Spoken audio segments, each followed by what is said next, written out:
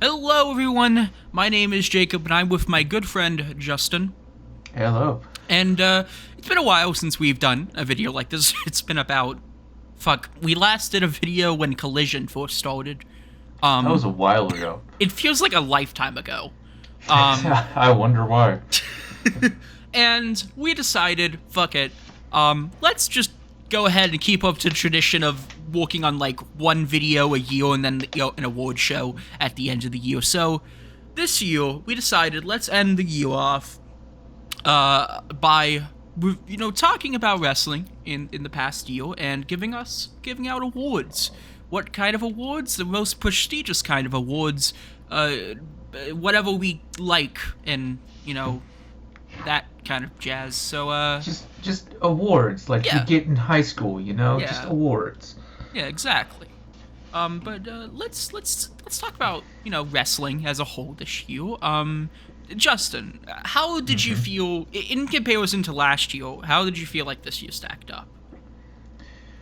I feel like there was, I guess, less experimentation and more trying to see what people can do with what they have and using more things that they have to make better stories, make better matches, and kind of keep things going through through the year. And obviously, there was a lot of paradigm shift, given that a lot of stuff happened in AEW and a lot of stuff happened in WWE. Oh my, a lot. So it's all changing, but they're still using what they have. It's like how in the middle of a war, people start using like other tactics, but they keep the pieces the same. It's a mid a game of chess, if you will. You start using the same things, but in a different way. I feel like this is the beginning of a new era for North American wrestling, at least mainstream North American wrestling. Because this is the year where one, Vince McMahon sold his company to TKO, who parent company of UFC now. Um, AEW is apparently going to be doing more of a New Japan style, so like focus more on matches and like in ring war compared to storylines. You have TNA going back to you have Impact going back to TNA, and it trying to clearly get aggressive in the market. And now you have a lot of people jumping ship between companies. Obviously, if you've been around the news circle, CM Punk returned to AEW and then to WWE. And Edge left WWE and went to AEW. Fucking Trinity Fatu has been in TNA for a while. Will Ospreay just got signed to AEW.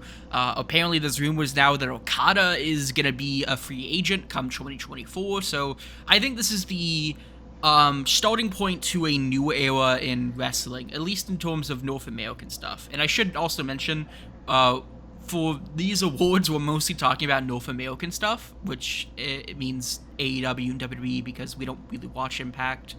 If Um, I had the brain capacity to watch New Japan, I would because it's fun, but I don't. I would watch New Japan, but I'm just like too lazy to, and I'm Yes. not waking up at 3 in the morning to watch a show.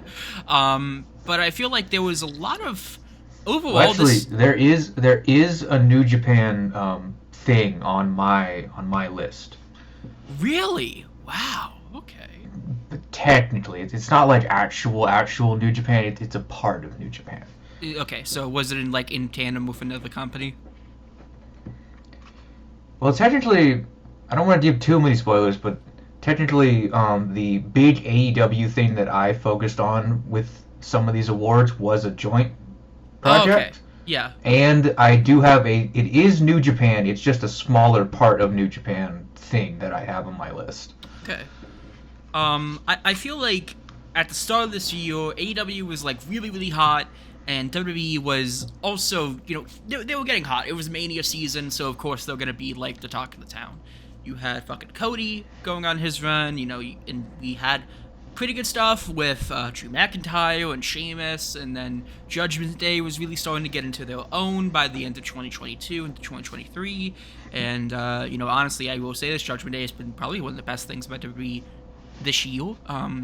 Oh, Uh, you're selling blood to a vampire, bro. That's fucking awesome. oh yeah. Love them. And then WWE after WrestleMania 40, and when the announcement of them being sold to TKO happened, well, 39. actually, 39. Thank you. I think, especially after the end of that show, a lot of people were like, we're going to shit. And that summer was just very, I don't want to say outright bad, because I feel like there was some good stuff in there. But it was all kind of buried under a whole bunch of other shit. And it really wasn't until, well, I don't want to say recently, because yeah, sure, there has been some changes in the product. Obviously, again, I mentioned CM Punk, but also Randy Orton's back, and we seem to have a lot more focuses on people like Nakamura and the fucking Jey Uso I kid. really think that the summer's problems kind of started to end at Fastlane, oddly enough. Like, I was so confused as to why Fastlane existed, but it kind of started to show that shift to actually trying to make something worth watching Because that's when they were in like that focusing midpoint. on that's when they really started to focus on like fucking LA Knight and Yeah. Seth LA Knight Rollins. getting those matches, Seth Rollins finishing his saga, which wasn't bad with Shinsuke, which is really cool. Shinsuke It getting to wasn't be bad, but I feel like they did treat Nakamura a bit dirty because he went 3 straight losses to Seth. When like like this I was the didn't fucking think man. he was going to get the belt, but I did at least think that like he'd get like a non-title win or something out of it. I think at the very least they could have booked him a bit better when it comes to have him get one up on Seth beyond like a cheap attack. Like have him, I don't know, like maybe if during a rematch, like I don't know, Nakamura technically had him, but Seth had rope break or whatever. Or there was a technicality that caused like a reverse decision. I feel like that actually would have been kind of cool. But no, we just kind of Nakamura doing 3 straight fucking losses, which stinks. Um, I mean, I'm amazed at how little like dirty business there was in any of those matches. Those matches were all really clean. Even even the last man standing match, like no interference, no real bullshit. But like, I definitely okay, think that now that we're in a post Survivor Series thing, now that we are starting to have a lot more eyes on the company, I feel like they're gonna put more effort into the shows. And I think that, and I feel that's not gonna be true because last time this happened was with Cody Rhodes. He debuted at WrestleMania. Of course, he had that injury, but then he returned around Royal Rumble season, and then we know what happened. I'm still bitter. I mean, the thing is that the product did get a little bit hotter from the Royal Rumble to WrestleMania. It's just Yeah. that, you know, WrestleMania. WrestleMania and the stuff right afterwards with the TKO merger, that kind of, put a lot of people off, in my opinion. I do think that overall WWE wasn't horrible. I feel like it was an improvement from last year, but they are still not the best North American scene. That honor goes to AEW, and I will admit AEW did fall off the map this year a bit. I feel like Double or Nothing, Double or Nothing had a really great build up, but it was not good. It was just it was definitely the worst AEW pay per view in my opinion, but it was just eh. Admittedly, compared to the rest of this year, it is the worst, and other AEW pay per views, it is significantly, worse. I just feel like AEW this year specifically had a lot of ball and chains that were kind of dragging them down and kind of taking away from AEW's strengths to the point where it kind of just got spread a bit too thin in different ways. And when stuff like the CM Punk stuff starts happening and they're talking about all of that instead of, oh well, actually these matches were also really good, it's like we start losing what is AEW's strength. When we get bogged down in behind the scenes buzz, you lose what actually makes AEW a force in this industry. Kind of, because honestly, I can see your point a bit there, but also in regards to the CM Punk stuff, which wow, it's only 10 minutes in the podcast and we mentioned Punk like 3 fucking times. Um, Yeah, what are you gonna do? yeah. The thing is that going out of the only people who were actually like making a not necessarily a big deal, but like focusing solely on the Punk and Jack Perry stuff, and then him being fired. Those are all like wrestling journalists. Everyone who's like actually was tweeting about it was focusing on the in-ring work, because like I remember day after. Yeah. Because I remember like day after All Out, which was like 2 days after Punk's firing, a lot of people were talking about the main event. After All In, everyone was talking about how such a great show it was. I don't feel like enough people were like putting focus away from it. That being said, with AEW, I feel like the biggest problems was they were being spread a bit too thin, because you're dealing with 4 weekly products, one of which is more or less an undercard brand, Ring of Honor and stuff, and then another one is a show that barely anybody watches, despite having apparently really good matches. And then also, a lot of people get lost in the shuffle, so, Wardlow returned, and we all remember when Wardlow was really hot, and then he wasn't, and Was he ever really hot? During his build-up to his match with MJF, he was fucking really doing good. Or like Kota Ibushi, he got signed, but he's only really been used like 3 times so far. I know he lives in Japan, but still. Fucking Pac just returned for like a good while and then just kind of fucked off again. There's a lot of people, or even, when even people who like get a bit more attention, like the Guns, they don't, I feel like they do well, but they're not given as much screen time as I feel like they should do compared to people like FTR or the Young Bucks, and like where's more acclaimed? Acclaimed, yeah, they're the trios champions, and I mean, admittedly, they did do a few bits, a good amount of stuff with MJF, but they weren't really defending their belts. So, yeah, it's just it stinks. How's that trios champion thing doing again? How's that ship doing? I mean, it's doing okay. It's doing fine enough, in my opinion. But I think overall this year was good. I feel like last year was better for both sides in some ways, but also, if WWE can manage to keep up with AEW and then cause other companies to keep up with them as well, I feel like that's gonna make for a really good year next year. And it's like how when WWE did not have actual competition, they started to really slump. It kind of has to go both ways with both of these companies. They both need good competition to keep them making good content. Which is why when WCW and ECW died out, it was like one of the worst things for the business, because not only do you have a bunch of people who lost their jobs, but you also made the main product shit, so you had to just outsource your shit. Yeah. Is there anything else? Make your own fucking competition. Jeff Jarrett in 2002. Yeah.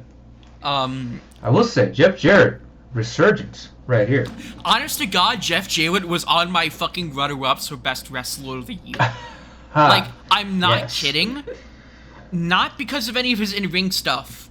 It's good, but because of how much of a fucking presence he is on television. Like, Jesus Christ. But is there anything else, you want to mention particularly in wrestling this year overall?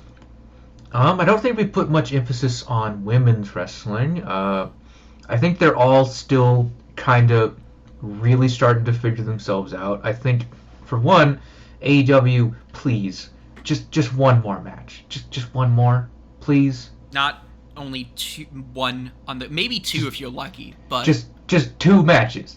That's all I'm asking for. Can we just have one more? Or please? Always have the fucking title. Have the stories not be about the person that has the fucking belt, but instead have it be the fucking person that's trying to win the belt. I feel like that's also a big problem. If they're moving towards less story-driven and more match-based, then why is there still, Dynamite last week? We see Toni Storm once, and she doesn't do anything. And it's... why? I will say, if you're looking for like really good women's wrestling, from what I've heard, Impact's division is doing really well. Um, I need to watch more Impact. Also, I mean, hey, I mean, like, three of the top wrestlers were on my runner-ups list, I think, Nice. this year. So, and also speaking of stuff, I wish, from what little I've seen, I wish I watched more Ring of Honor, but also, the Ring of Honor product was kind of shit. So, that's also another thing. We had a lot more issues of like Ring of Honor titles being on like Dynamite and Collision, and it's like that's great, that's awesome, but also I want the people having the belts should be people who are on weekly product, which that's why Eddie Kingston is really just on Ring of Honor. I mean, he does appear on like Collision and stuff, but he mostly is doing Ring of Honor stuff. Same thing with Athena. He's showing up more now because they have to do the tournament. That So is true. We're recording this right, I think, a week or two after C2 started. It's December 5th, for the record, so I forgot when yes. exactly it started. But um, I feel like we definitely need more fixing on, like, keeping ones in this. I don't want to say brand split, because a brand split would be fucking stupid, but having more like a, hey, you guys mostly work this, you guys mostly work that, do this, so, you have more time to build up smaller stalls, or stalls that don't get enough screen time beforehand, and so you're not having to worry about fucking, is goddamn, Aussie Open getting enough time this week, or something. I mean, you know what I want to know? You know how like if you watch on regular TV, there's like specifically a commercial for another AEW show right before you come back to this show? Uh-huh. Never seen one for Ring of Honor. Never. I mean, I know technically why, because it's not on a Turner-owned program. It's from AEW specifically. But I genuinely feel that, if they can work it out, what should happen is keep Dynamite the way it is, maybe have it cross over with, like, Collision every once in a while, but have, Collision have them be more or less separate rosters, so both have time to, like, really stick to each other, and then also have Rampage be like a fucking hour full of like matches with people who kind of got lost in the shuffle. Have definitely a lot more focus on women's wrestling. That would be a really good thing. Hell, make it a fucking, if you can, try to get fucking Ring of Honor's workers on there more. Make it a fucking Ring of Honor show for all I care. So well, if you believe the internet rumors, some of them won't be Turner products anymore either. Oh right, yeah. No, there were. I know the contract's coming up, and apparently one of the rumors is WWE might move to TNT or something. TNT or TBS. And SmackDown's going to CW. Yes. Actually, no. It's NXT that's going to CW. Oh, SmackDown is going to USA. It's shuffling around here. So. But anyway. Yeah. So, let's talk about this. So, let's start with best event, best Supercard, best pay per view. I'm gonna go first for the hell of it. You go first. So I had a few runner-ups. Royal Rumble, I thought was really great. Both Rumbles were good. Problem is, a lot of the non-title matches were just kind of okay. Not non-title matches, but like matches outside of those two were just okay. There was the Mountain Dew Pitch Black match, which was just funny in retrospect, but was kind of stupid.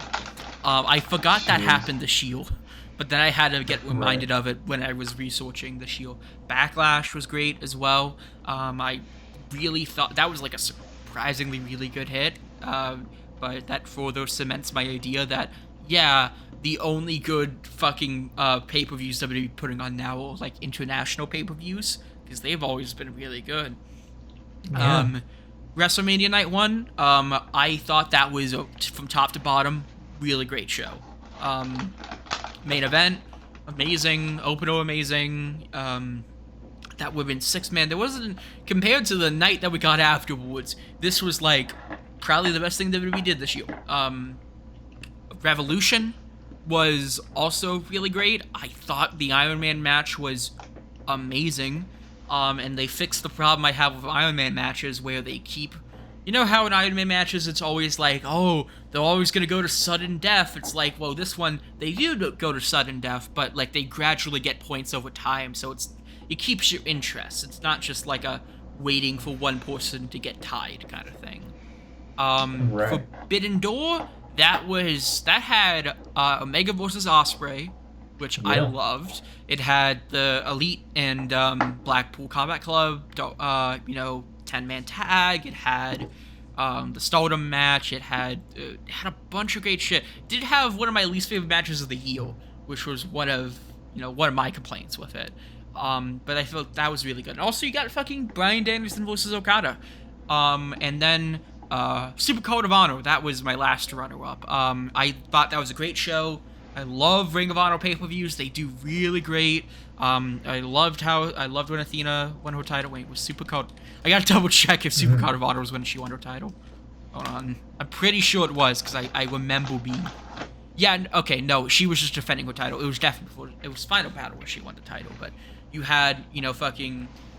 Kingo versus Commander. You had Samoa Joe versus Bulk Briscoe in a really great match. You had Tanahashi versus Garcia. You had the ladder match that was fucking amazing. Fucking Shibata versus Yuta. Holy shit, that was great. And then also Claudio versus Eddie, which was, in my opinion, was better than its Grand Slam follow up. But I think my favorite event of the year, and really it's more because of the sentimental value of it, that goes to All In. That was, in my opinion, it's like I think the main reason why I really like it was, one, it was pretty good overall. That was, with that we had, of course, Adam Cole versus MJF. We had FTR versus Young Bucks, which was, kind of okay a bit, but But we had Anarchy in the Arena. We had, it was Anarchy in the Arena. I keep confusing Anarchy in the Arena and Stadium Stampede. We had the goddamn, Will Ospreay Oh, versus wait a Jericho. minute. What? Wembley is a stadium, so why wouldn't it be Stadium Stampede? I'm gonna double check if it was Anarchy in the Arena or Stadium Stampede, because I think the big thing with Stadium Stampede is it's pre-recorded, which is why it's yeah. So let's see, all in 2023. Also you had fucking Bullet Club Gold with their really great 6-man. You had Dolby and Sting with their match with Mr. Cage and Swerve. You had Ospreay and Jericho, which actually did a good match. Also, I checked, and it is, in fact, it's a Stadium Stampede. So, yeah. Right. You were right. And also, you had Joe versus Punk, and they were really great match, and what I thought was, at the time, Punk's retirement match.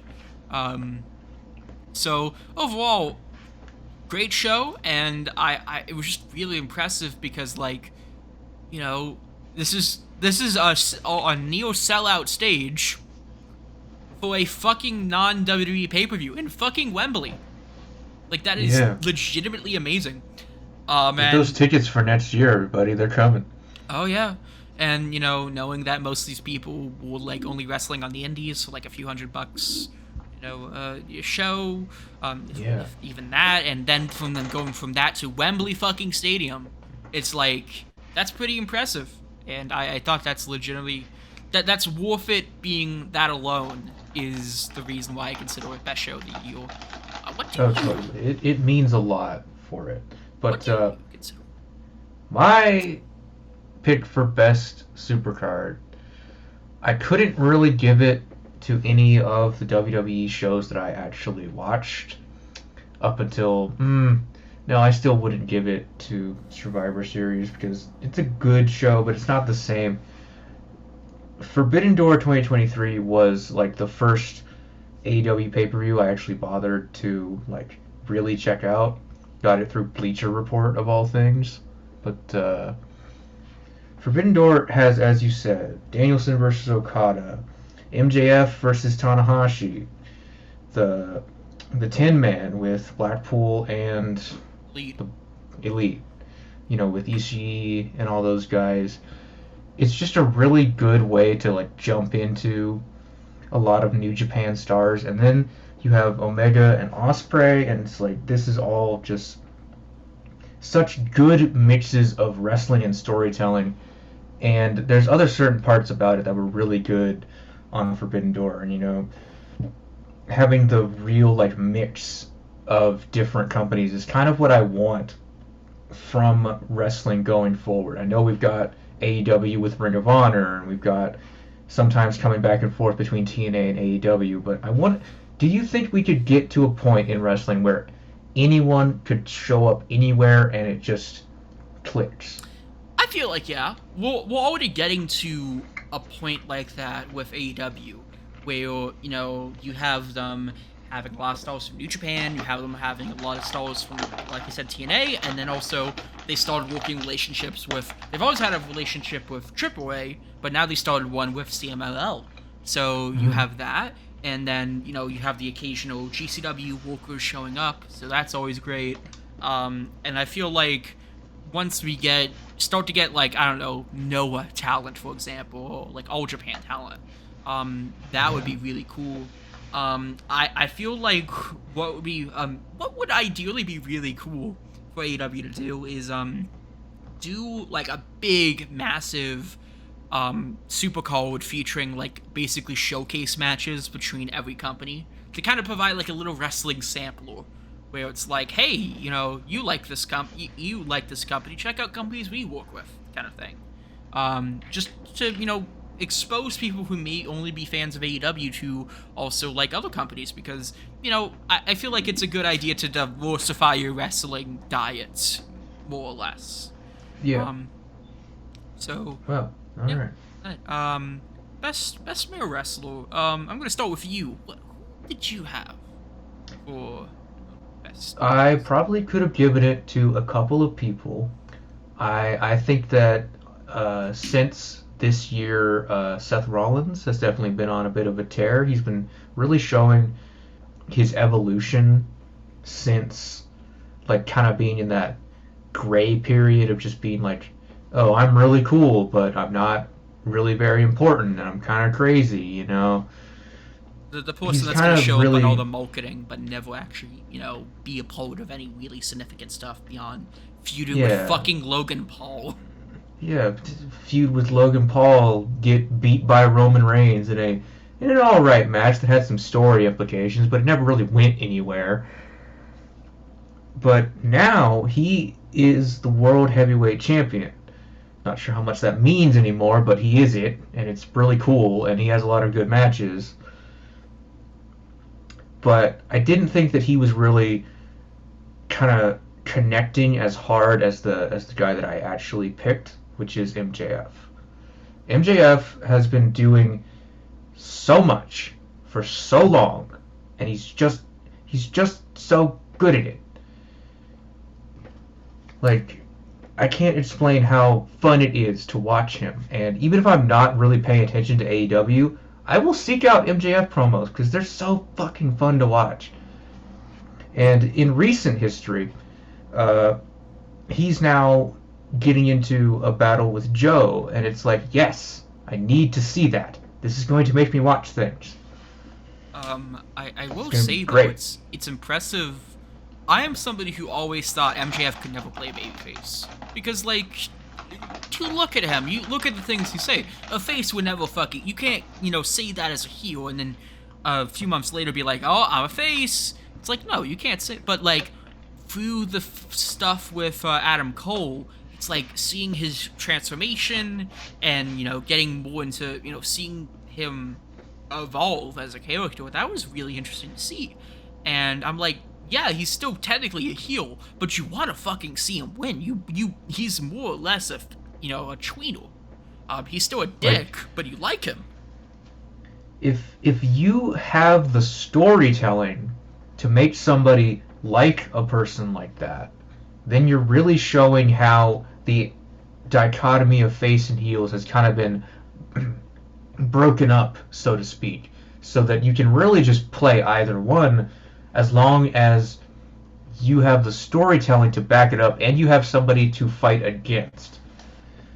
I will say though, my biggest knock with MJF is I feel like a lot of his matches this year, mainly his match with Tanahashi at Forbidden Door, his match with Jay White at what was it, Full Gear. Those were very disappointing, and I just didn't really like them. I have heard that his matches with Daniel Garcia, and I know his match with Kenny Omega was really great. And there has been some other stuff, I know when he had that match with Konosuke Takeshita, that was really great. And he's had a few more since. But I feel like those were the main reasons why I'm hesitant to call him one of the best wrestlers today. I feel like if he can fix the problem of his matches not having as consistent of quality, then I would consider him as a really, really true contender for my personal pick of best wrestler. But as for mine, I had a few. I kind of went with a bunch of different people. I put Will Ospreay, I put Vikingo, John Moxley, who I still consider MVP of AEW, Konosuke Takeshita, Darby Allin, Omega, Orange Cassidy, CM Punk, because like him or not, he did fucking great matches this year. That's true. Cody Rhodes, Gunther, a whole bunch of other people. Swerve Strickland, Adam Cole. Swerve Strickland. But above all else, I put as my favorite wrestler this year was Eddie motherfucking Kingston. I love Eddie Kingston so much. He's one of my favorite wrestlers of all time. And this year, only solidified that. His rule of Claudio took up most of the year, but, his performance in that 10-man tag at Forbidden Door, his match at Super Code of Honor, his match again with Claudio at Grand Slam, his all-out tag with Shibata, his matches in the C2 have actually been really good so far.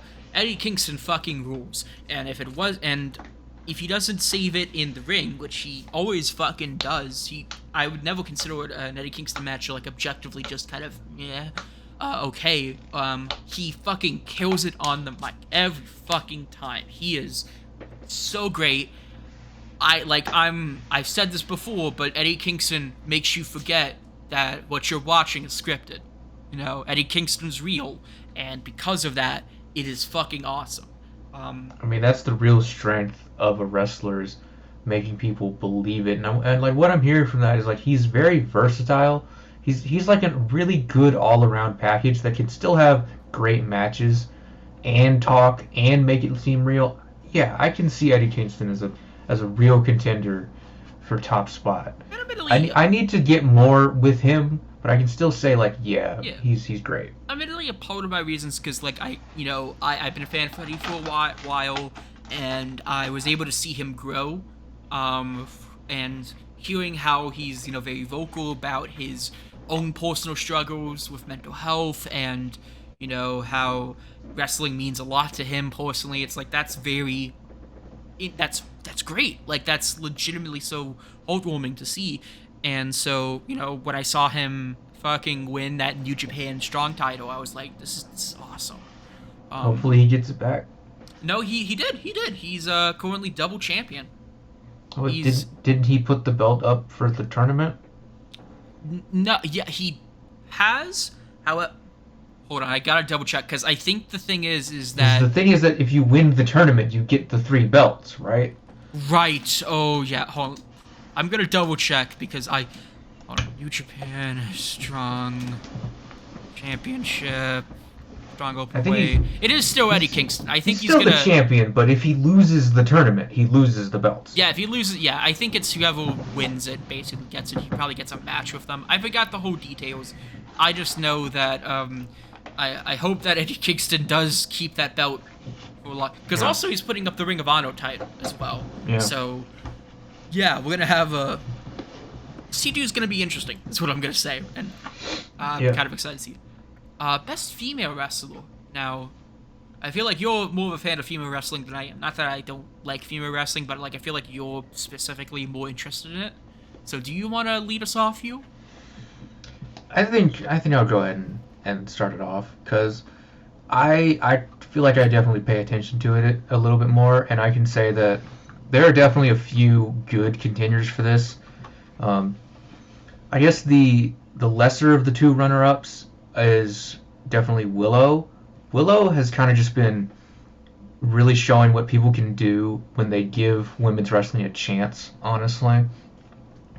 And I feel like she is poised to like be a really good example of like a big woman in wrestling who can, still do a lot of different things and has a lot of good character growth. You could also put Sky Blue in the honorable mentions. I think Sky Blue's been doing a lot of interesting things. She's a Chicago native who's not controversial. We should just retroactively replace CM Punk with Sky Blue. Every chance. Sky Blue. Sky Blue shit talked Copacabana and ate from Memphis muffins, and it's called the elites. People who couldn't manage to talk. Yeah, she just starts talking about Tony Storm and Sarray like they couldn't manage a fucking target. But then Ruby the other Riott actual... shares a bank account with her mom. Oh my god. The other big runner-up is only because I haven't watched too much Impact, but I think Jordynne Grace has been doing a lot for... Jordynne Grace, man, she's awesome. Yeah. She's so great. But, sadly, the obvious pick that I think you already know is that it's Rhea Ripley. Ah. She's just so cool. She's awesome. I don't care if, like, the matches have kind of been lacking and she's mainly just kind of been the manager of the Judgment Day, but while she is doing that Judgment Day manager stuff, it's great. It's awesome. And even now, that match with Zoe Stark, pretty good. The promo before it, really good. Everything about Rhea Ripley, I just enjoy so much. She did a fucking amazing performance at the Rumble, because she went in like... and the Rumble win, mwah. Yeah. The WrestleMania match, mwah. I'm focused on one person in particular. For my female. I had a bunch of other. I of course had some runner-ups. I had Becky Lynch. I had Rhea Ripley. I had Mickie James, Sheeta, Connor, Willow. Which, by the way, I will say Willow was very close to being my number 2. I feel like she's a great babyface. But so are you gonna do the joke too? What is it? Did you watch OSW? Oh no! Are you gonna do the joke? I forgot. What was the joke again? It's been a while. They're making fun of Jeff Hardy's Willow. Oh, Jeff Hardy. I tried to forget about Willow. You fuck. I had to. It was too funny. But my pick is Athena, current Ring of Honor Women's Champion. She is so great. I know she's somebody that's mostly stuck on Honor Club, so if you really want to check out her stuff, go, you're gonna have to fork over $10 to Tony Khan. But her matches at Ring of Honor pay-per-views have been great. Her match with Willow was fucking awesome. I know that was that was just this year. It was Death Below Dishonor. That match was fucking awesome. Whenever she's on TV, it's great. Her performance in the Owen Holt Cup. She is she legitimately maybe one of my top wrestlers, of all time, male or otherwise. She's that damn good. Talk about a fucking turnaround, being stuck in nowhere land WWE as Ember Moon and getting mad when her switch was dropped. Like, are these the same people? And then like Bayley being used on WWE, not Bayley being used in AEW after she debuted, and then we fucking got her in peak goddamn Athena. Fun. I will say, Justin, though, if you're looking for really good women's wrestling, a indie just opened called Sukiban. I think it's a Joshi promotion. You can watch the show on YouTube, but I've heard it's really good. So if you want to see more Joshi wrestling, check that out. Sounds good. So okay. Now we have a best tag team. This was, if I may go first, this was a bit hard because when I was thinking of all the tag teams, I couldn't really think of one that was really, really that great. As in, like, great that because, like, a lot of the best tag teams I thought of, were mostly technical factions, and I didn't want to include factions in my thing. I would go as far as trios because, more often than not they get featured in tags, I feel, but For this year, I had a few runner-ups, best friends, Kevin Owens and Sami Zayn, Aussie Mm-hmm. Open, Bullet Club Gold, Mm-hmm. which really was the Guns because they were great. Fucking best friends, Motor City Machine Guns, Judgment Day, Mm-hmm. which almost Mm-hmm. won my Ooh. pick. Instead, I picked House of Black. Um, Ah. I know they're technically more of a trio, but they're all really great singles competitors. They put on a handful of really good matches, and that was pretty much it. I fuck with their aesthetic as well. Really, I'm kind of thinking maybe I should have it be Judgment Day instead, but also I feel like it was harder to grade tag team wrestling overall because I feel like most of it was dominated by FTR and AEW, and then a lot of it was lost in the shuffle with after WrestleMania because I think either Steen or no, it was Kevin Owens. Kevin Owens was walking hurt, so and then you had that whole Right. thing where fucking Cody Rhodes and Jey Uso were tag champions, and then they won. That was And a now weird we're in the fucking current moment. era. Who do you have? Well, it would have been funny if you had chosen Judgment Day because I picked Priest and Balor. Because Ah, I mean, yeah, there's been a lot of ups and downs, and it hasn't really been the main focus of any of the story, which is to be expected because it's WWE tag team wrestling. No offense to all those really good tag teams that still get some like love. Isn't it just so weird how like FTR and the Bucks and all these other good tag teams are really not getting a lot of focus in AEW? Is it just kind Bucks of and weird? FTO I think mostly get the attention. That's the Yeah. no, I feel like because like when you think of most of the stuff in the tag division, who's dominating? It's one or two. It's sure they may not be the ones holding the titles, but they're the people who we're focusing on. Young Bucks especially Yeah. with their fucking shit with Jericho and Omega, the Golden Jets. Um, Uh-huh. so But when it comes to Priest and Balor, they do have like a cohesive unit style that really works out. Even though I think soon enough we'll start to see those rifts really start to happen now that they've had their results at Survivor Series. But and how if you is want the other side of the Judgment Day, there's Dom and fucking JD, I guess. I don't care about JD, but like I'm giving credit to Dominic Mysterio for He has come actually into his good. fucking own. Yeah. Like this is a character. You're not just teaming with your dad anymore. It's not Like just Rey wow. Mysterio Jr. Um um Yeah. because the biggest problem I had was with because I feel like Ray was always holding him back because like when you look at his actual in-ring work, some of it was like this is not like how is this the son of Rey Mysterio? He's in his 20s, and by Mysterio's age, when he was that age, he was working with like Eddie Guerrero in WCW and like doing fucking bangers in AAA. Um but like then when he turned heel and like started base and like admittedly some of it is kind of grown worthy.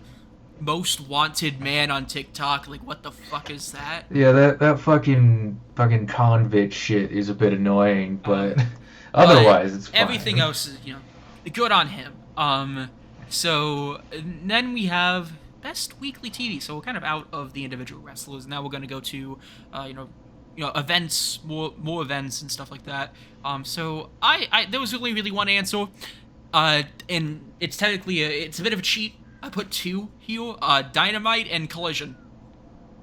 That's it's just both. I feel like both. I feel like maybe they could have focused less on like storyline stuff and like backstage promos, and I wish they focused more on ring work. But they all put really on. They put pay-per-view quality matches routinely for free. Um, or it's showing some more like I know what they frequently do is when they have people on loan from like New Japan or AAA, they'll put them on for a bit and for like a month or so across both shows and just have them do insane shit. I'm looking at like Vikingo versus Omega as an example. So, and I feel like I want to see more of that. I want to see these kind of like rare, unique matches that it's great to save those for the pay per view, of course, But also, if you want to see more exposure, putting them on national TV is really great. Yeah. What did you I think? I gave it to Collision, specifically Collision like in the beginning. Like I really liked where Collision was going at those first couple of ones. I think right now it's still going strong. Uh, but I mainly paid attention to like lesser TV, honestly. So I still think Collision's probably like the better of the couple of shows that I watch right now. I will say So though, yeah. I kind of wish Kevin Kelly was not on commentary for fucking Collision, because when Mm, Ian Ricky Body was on commentary, he was so much better. But yeah. Kevin Kelly just and then worst weekly TV, it's Raw for me. Like there's no fucking question. It's always Raw, no matter what year it is. It's almost always Monday Night fucking Raw.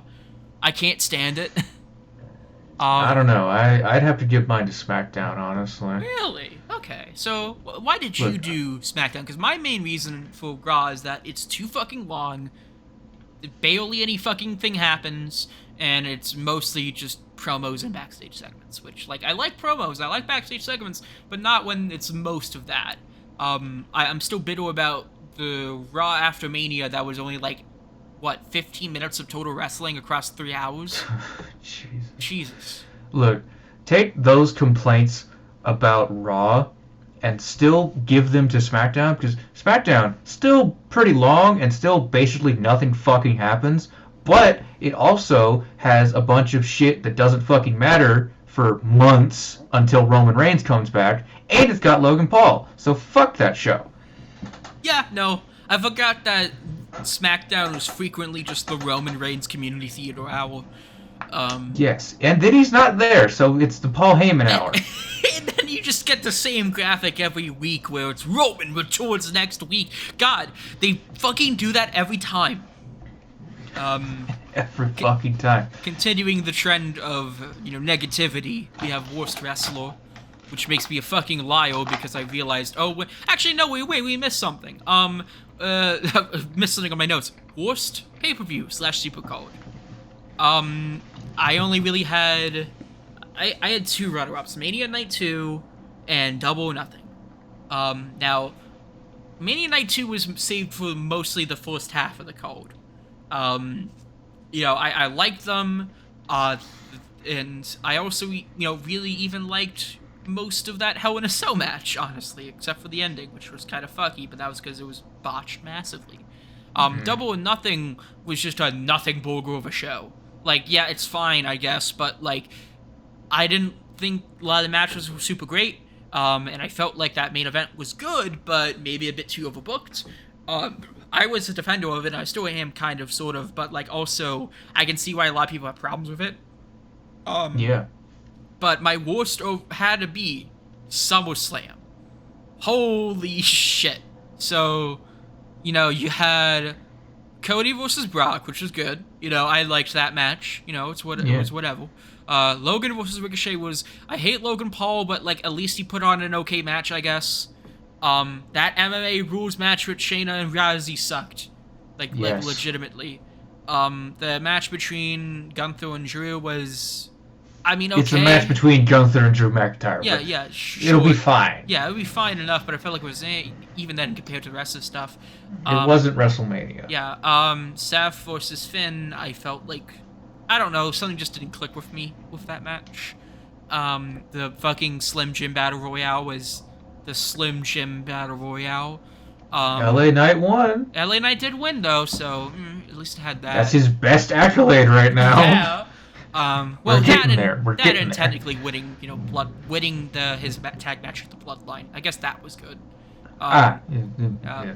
Bianca Belair, the women's triple threat was, That it was fine. It was was fine. perfectly fine, but I felt like I wish they could have done better. And also, it's always the same three fucking wrestlers with the women's division in WWE. It's always Asuka, Bianca, Charlotte, and I feel like we have this routine so much, and it's like, then Io Sky. admittedly, it did. That kind of saved it for me. Io, cashing in her briefcase, but it's like, still, I wish we had something. I wish maybe I wish it was Oscar versus Io, honestly. Just them in a singles match. I thought that would have been really cool. Yeah. Probably, yeah. And But, then the fucking main Charlotte event. Oh god. Holy shit. Okay, Justin, guess how long this match went on for? I want to say 25 minutes. Higher. Higher? Yes. 35? 36:05. Jesus Christ. That's not taking into consideration the fact that Roman's entrance takes like 7 years, and there's a video package and stuff. It's like, what the fuck is this match? It was boring, it was dumb, and like, it could have been cool. If they would have fucking, like, let them just go apeshit and whatnot, yeah, that would have been cool, but no, it was just, come on, and it's the same Roman shit as always. It's always, oh, I mean, really, if Roman's not gonna have another match at like the next pay-per-view, why couldn't we just maybe risk him just getting a little bit hurt, just so that he's gonna have time to get fixed anyway? Just go hard, like, come on. Yeah, like, I don't know. I know WWE will never do it, but fucking just goddamn have a bunch of deathmatch spots. I don't care. This is supposed to be a fucking... wheel out the fucking light tubes. Bring out the fucking barbed wire. Come WWE's on. never gonna do that, but it would be so awesome if they did. Oh. God. You know, and then also just, it was the same shit. Oh, Paul Heyman interference. Oh, then when the fucking Usos come in, oh, Jimmy Uso turned on Jay after months ago, you know, dumb, and it's so fucking stupid, man. Like this, and then also, the big thing is that they fucking lied about the match. They said, oh, no interference, no thing. Guess what? You had more interference multiple fucking times. It's like, how do you book this shit? How do you just lie to your audience and get away with it? God. Oh god. This story better fucking end in April. It's end. in the year 2050. Roman Reigns is gonna be still having his death grip on that championship. Having surpassed Bruno Sammartino a couple times over, we'll finally end it. Except no. LOL, fucking, I don't know, the ghost of The Rock shows up, and it's just like, I'm gonna help out Roman now, because fuck you. The ghost of The Rock shows up, gives Roman a heart attack, and he dies as champion. Oh it's always his now. You can't pin me if I'm dead. What is your pick of the worst? My pick of the worst show, I think I'm gonna change it, because I sort of went with Payback, but I'm gonna give it to SummerSlam because it just hearing all the fuckery. Even after I had watched it, I was like, okay, this isn't that bad. But no, it is kind of that bad. SummerSlam was bad. It was bad. Okay. Fuck bad. So that's like a forced agreement. Well, technically the Dynamite thing agreement, but I put Collision on mine as well. So I'll force agreements. Worst wrestler, worst male wrestler to be exact. I put it as The Miz. Really? Yeah. So here's the thing. I will admit, Top Dollar is probably the worst wrestler on the fucking WWE roster right now. He sucks. But Didn't he get fired? He got fired. He got fired, but also that's partially why I put him up, because he got fired around April. Miz is still with the company, so it's like, okay, maybe not that. Jay Lethal, I just think is bland, a bit too bland, but thank God he's with MJF. Wardlow, man, Wardlow used to be so cool, and now he's not. He's just a big dude now. It's like, Hardy Boys can't even fucking walk. They shouldn't be in the ring. And that upsets me as a Hardy Boys diehard, but like, come on, man. Look, they need to retire. They need to send off and retire. Their bodies are fucked. Jeff is a ticking time bomb still. We need to have them They retire. should be doing goofy spots at like indie shows for and selling Polaroids for $20. They shouldn't be on national TV having title matches. I should note. Karrion Kross, he's just bad. He just sucks. But I put The Miz. I put The Miz because The Miz has never... Okay, on occasion, The Miz can do good.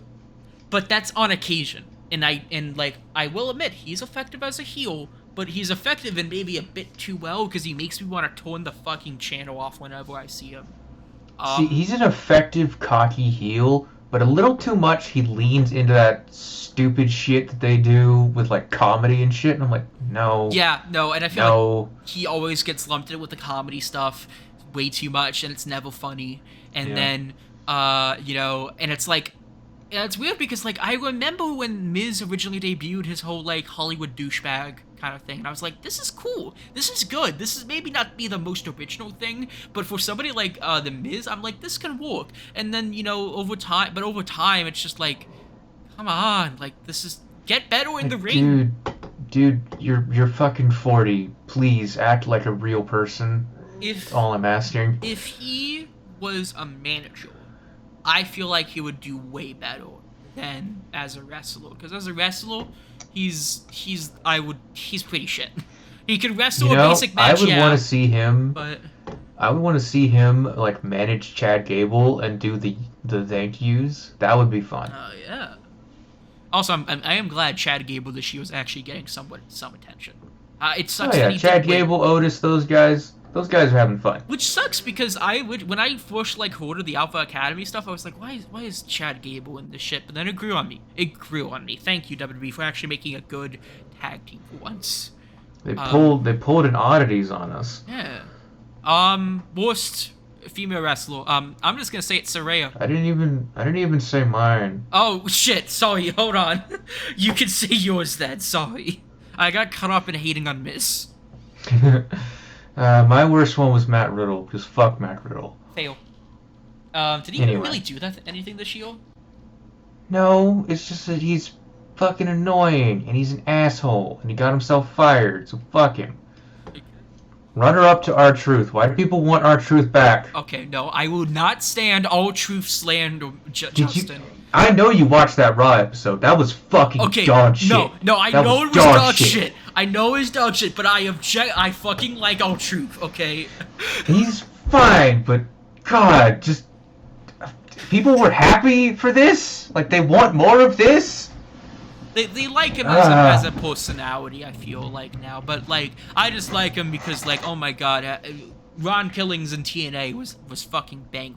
I guess. I have nothing against the guy, but he's not the entry because he's been gone for a while. But anyway, fuck Matt Riddle. What was your pick? Okay, so worst female wrestler. Because I briefly said mine. What was yours? Ronda Rousey. Okay, fail. I assume match was ass. Match was ass, and also fuck Ronda Rousey. Yeah. I put Saraya because one, she's had way too much screen time. Way too much screen time for not being a good wrestler. And then her having that win in Wembley, it's like, I get it as a sentimental level, hometown hero gets the big win, but like also that means she has to work a match then with the title. And like, I think people are forgetting that Paige was never actually that good of a wrestler. No, she was fine. She was pretty good in NXT especially. She was good there. And then also her stuff as Saraya Knight in the UK scene and Shimbo, those were great. So it's like, okay, so now how did we get here? One, she was briefly retired for a few years. And two, I think it's because she knows how to work in the WWE style, and when she's in AEW, that's a different style, of course. That's more freeform kind of thing. WWE kind of puts you in a box, more or less, and I think she got too comfortable with that, especially after being injured, so now she's just, in AEW. I think at that point, that just means she needs to pull a CM Punk, because she can work now, right? So... yeah. So, I don't know, I hope one day she gets better, but... just not great. Anyway. Feud of the year. What do you put as feud of the year? So, I feel like this is going to be a bit of a contentious one, but I personally really enjoyed Seth versus Shinsuke. Those promos and all the jumpy shit, that was fun. That was like good moments on Raw, I know. I just really liked it. Fail, I guess.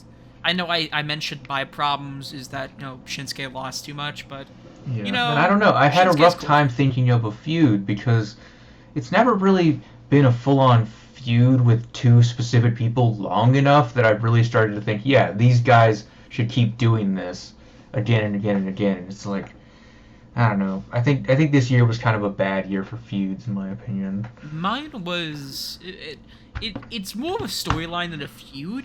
MJF versus Adam Cole, because I can see that. Yeah. that like I said before, you had MJF's big character change, and it started off with them. It's funny because it started off in the worst way possible. It started off with a dog shit promo between the two, and which is crazy because both were actually really good. And this was right after he stunk up the joint with Jericho, which was so disappointing in my opinion. Because it's like, yeah, sure, I don't like Jericho that much as a wrestler anymore, but at least he can still kind of work. And that was just, I'll get into that later because I want to talk about that.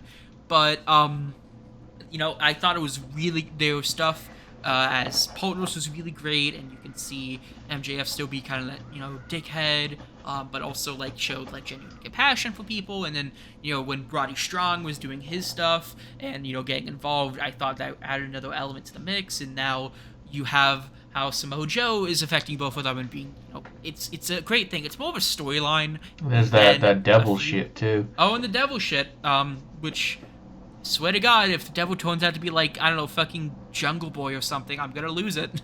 I'm gonna fucking lose it. Come on, it's still gonna be CM Punk. Don't worry. It's gonna be CM Punk. It's gonna be Pepsi Phil, the non-union replacement wrestler, or should I say union replacement wrestler? It's gonna be Gilbert. Gilbert.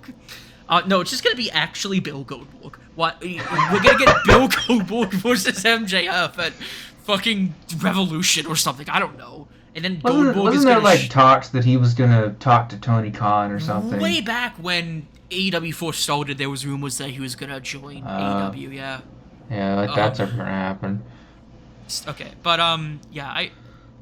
for my worst feud pick, the Bloodline shit goes on way too long, takes up way too much time with SmackDown, and always has the worst kind of fucking turns imaginable. Oh, Jimmy Uso turned on Jay. Oh, Jay turned on Jimmy. Oh, Jimmy's gonna save Jay. Oh, Solo's now gonna turn on Roman. Or maybe he's not. Oh, it's all this fucking shit. And it's like, okay, you had me for when Sammy was in the group. The story should have fucking ended at Elimination Chamber or goddamn WrestleMania. And then, no, you don't. It goes on, and it goes on, and on, and on, and on, and on, and it never fucking ends, because it's the one thing WWE's like, I'm gonna keep this going as much as I can. They've milked this shit dry, and I hate it. Here's the thing. It had one last chance, and that last chance was at SummerSlam. That was the last one. You fucked it. We can't go till another WrestleMania, guys. We can't.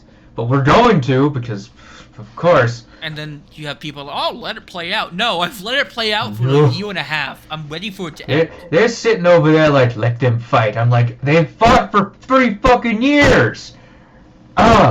Just end. What is your pick? My pick for worst feud was Ronda versus Shayna. Build-up sucked. All this crap is bad. Fucking UFC bullshit. I hate when they bring in UFC bullshit. Stop it. You're gonna fucking hate WWE now going forward, now that they're technically owned by UFC. I haven't seen much of it ever since Ronda left and Brock's been in the woods. You did have that thing where, like, Logan on, like, a UFC pay-per-view was like, oh, Rey Mysterio, I want your championship belt, because he was US champion at the time. It's like, that's about it. But well, I mean, hey, if you want to go the other way with it, that's fine. But don't bring the UFC shit into my wrestling. Go the other way with it. We're just waiting before, like, I don't know, who's a current UFC fighter? Come on, McGregor, get in there. Yeah, Conor McGregor in WWE. God, that is terrifying to think about. So speaking, so let's get back to more positive stuff. Let's talk about who do you think was the MVP of the Shield, both male and female. Well, actually, we separated them into both male and female, but I'm saying, like, if you want to say both at the same time. Well, I have both right here. So I think for male, I'd go with Bryan Danielson, and for female, I'd go with Becky Lynch. Fair picks. Would you like to expand upon either or? Bryan Danielson is obviously, still in the peak of his career, even though his career nearly ended like 4 times. But And is right going to now, he is end doing in about a he's year. doing his shit right now, and he is making sure that the end of his career is the best that it can be. And then Becky Lynch is just continuing to be, great. She's had some lows, she's had some highs, but she's continued to just be consistently really good. And sometimes that's what you want in MVP, right? Yeah. So, for me, I picked for my male as Moxley. I feel like he is the heart and soul of AEW. He Oh yeah. always he is he may not he doesn't even have to be the champion, and like he still feels he has that energy. He has that energy where like he's always the top guy, even when he's not champion. And he really tries to get unique with his offense, and I feel like he's great on the mic as well. Overall, he is a company man, and I like that, and I love that for him. And the same also He applies. has bloomed into a hardcore flower. It's Exactly, amazing. yes. And then also him just like putting over young talent is great. Like Yeah. I know he technically never Yeah. actually gave them a win for a lot of time, but like still him having those matches with like Phoenix and Orange Cassidy and Like I you put know it in akin to that one match that Edge had with like Grayson is like, you're really putting him on as like a credible dude, even though Grayson Waller's not exactly the most credible of dudes, but you get what I mean. yeah, yeah. So Moxley is my MVP of the year for the males. For the Yeah. females, I it's a split. It's a split. But really, I think it's should be more the other way around. So originally, it's Athena and Hikaru Shida. But I Mhm. realized one, Athena already got her award, and that's arguably Yeah. the top award. But with that, and also Shida arguably was more over all of the product. She is really like Moxley in how she always seems to be the company's like top female person, even if they're not champion. Uh, and it sucks because she isn't used super great this year, but the matches that she had were always really great. Whatever happened to Britt Baker anyway? Britt is I think injured right now. Damn it! Either she's injured or they're not using, because she has complained on Twitter that she hasn't been given that much promo time, which no, I think it I've was a asked you thing. that question multiple times with different people, and it's usually the same fucking answer. I should just assume that they're probably injured. Yeah, most of the time it's injured, unfortunately. But with Sheeta, it's like, she will put on a great match. She will, even when she's not champion, she will, try to put on, the best performance possible. And, I love her offense. I love her look. It's great. I think she is deserving of, that belt of being a record champion. I just wish that, she was maybe featured a bit more. And the women's I division in wish general that in AEW I too. wish that was featured Yeah. more. Yeah. Uh, Pro of the year. I should have just categorized this as like an individual person. And to that, but I put basically as for my pick as promo of the year, Eddie Kingston promo. So I would say Eddie Kingston's best promo speaker of the year. I shouldn't have to explain why. I kind of went into it a lot with fucking with my Yeah. best male wrestler award, but Eddie Kingston, great on the mic. He has this intensity. Like every time he's on, I can't look away when he's on screen. He commands this presence with anybody who's talking to, and like you feel that intensity in his eyes. And it's just one of those things where it's like this is a man who will fucking do anything to win, even if that means he's hurting himself. And like that is, and like it's just great way. And like I love him. He's great as a heel. He's great as a babyface. He's a jack of all trades, man. He's fucking awesome. So I would say, as a runner-up, specifically for the recent entry that happened last Dynamite, the promo that MJF did towards Samoa Joe was really nice, and I think that it really highlights MJF's strengths of like being able to tear down an opponent, but also acknowledging all the stuff that makes them a worthy opponent. I think that's really nice. But if I had to give it to an overall promo person, I just really liked CM Punk. He's just a really good promo, Fail. Yeah. and and some of it is a bit on the side, but it's just that he lives up to the term cult of personality. You just want to hear him talk, or you just want to hear him say shit. Like he could read the fucking phone book, and you just listen because it's like, what's going on here, It's why him, doing that arguably terrible promo on WWE was like so disappointing, because it's like, this isn't CM Punk, this is an impersonator. Admittedly, CM Punk probably was my runner-up, honestly. And I thought even with his promos that I thought were a bit more this year, following the WWE one, I think that like his return promo on Collision was really great. The stuff that he had in the lead up to All In was awesome. Overall, CM Punk, great, good shit. Still, I think you're completely wrong about that WWE promo, but otherwise, yeah. Really? No, I want to see this. That promo was fucking good. I felt it. Okay. I felt that. Sure, it's a bit revisionist history, but I felt that. And if you think about the logic here, if you're a person who's just had so many problems and you've been kicked out of every single other place that you've ever been in, either due to your own fault or to other people or anything like that, what's the one place that you can always return to? Even if you're one person who left that, even if you've left this place, you can always return to it. What's the one place? Home. That's why this makes sense. Okay. He had to leave, but no matter how many times you have to leave home, you can always come back. And in this current instant, through his own fault and through the fault of others, he had to come home. That's what I take from that promo. Was it worded great? Maybe not. But it's a state of intent, if you will. My biggest problem with that promo was just that when I was, watching, I was like, where's the intensity I know from Punk? It didn't. He did seem a little bit lethargic on that night. Like he didn't seem quite as intense. It felt like how in WWE video games you have some people who like they're clearly just reading off lines of a script. That's the energy I got from that promo with CM Punk, and it's like, that's not the Punk I like. That's the idea of Punk that people try to imitate. Right. So, I think it's definitely going to heat up as the feud starts. Yeah. I think it's going to get a bit hotter. But when he's I think the start is allowed fine. to be, more authentically him, I feel like it's going to be really interesting. Other runner-up, by the way, Seth Rollins' promos have been consistently at least a little bit ace, if you ask me. So Yeah. I like him. My only problem is this is more of a me thing. I don't like his use of freaking always, because it's like, you want to say fucking, but you can't because it's TV-14. Not even TV-14, it's PG, I think. No, it's goddamn TV-14. freaking stupid.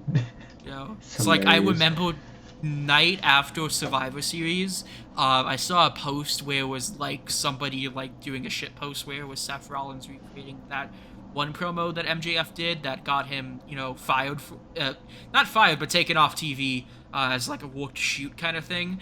And so it was a thing where it's like, fire me, you freaking moke. And it's like, yeah, that's how I view Seth Rollins.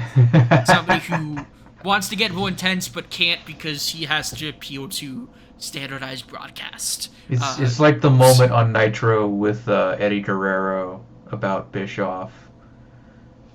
It's stick this job up your you-know-what. And it's like, really? Fucking really? You can't say ass? You can't say ass? Like, what the hell? Oh my god. Best announced team. Mine went to the Ring of Honor team. I know I said before I don't really like Ring of Honor's in-ring product when it comes to as a television standpoint, but I feel like the announced team was great. Amy Kabadi is my favorite commentator currently of like the current crop of people across the various companies. I think is very informative. He's kind of reminds me of a bit of Mike Tenay, honestly. If Mike Tenay had a bit more of a, he honestly sounds a bit more like a radio personality when I was hearing him. And then Caprice Coleman, energetic, great, charismatic guy. I love his shit. And honestly, I feel like they elevate the product in a way that's special. I love it when fucking Caprice he does so you know how Willow's thing is to pounce? Yeah. You know, obviously that was Monty Brown's thing, but Caprice Coleman always fucking shouts out Monty Brown and goes like, "Pounce!" and then period, because that was a fucking Monty Brown thing. And I feel like that's really cool that he, you know, keeps that shit.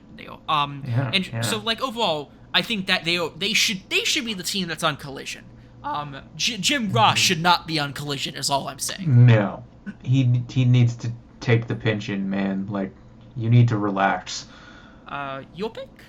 What is... I think specifically, I don't think any other time, but specifically on Forbidden Door, the guys there with Kevin Kelly worked. Because Kevin Kelly actually felt like he knew what the fuck was going on. Because it was a New Japan show, partially. Yes. So that was what helped Kevin Kelly kind of help elevate the other guys. Because it was like, it's the normal AEW commentary team on Forbidden Door, but it also has Kevin Kelly, right? Yeah, right. Because it was... Those guys are elevated, and I like the trio. Because like, it was if mainly... you have that. It was mainly Kevin Kelly, Excalibur, and then it was switched off between Taz and Tony Schiavone for the most part. What's your thoughts on Excalibur as a commentator? I think he is the best commentator of AEW's main lineup. He's funny. He's very knowledgeable. He has this.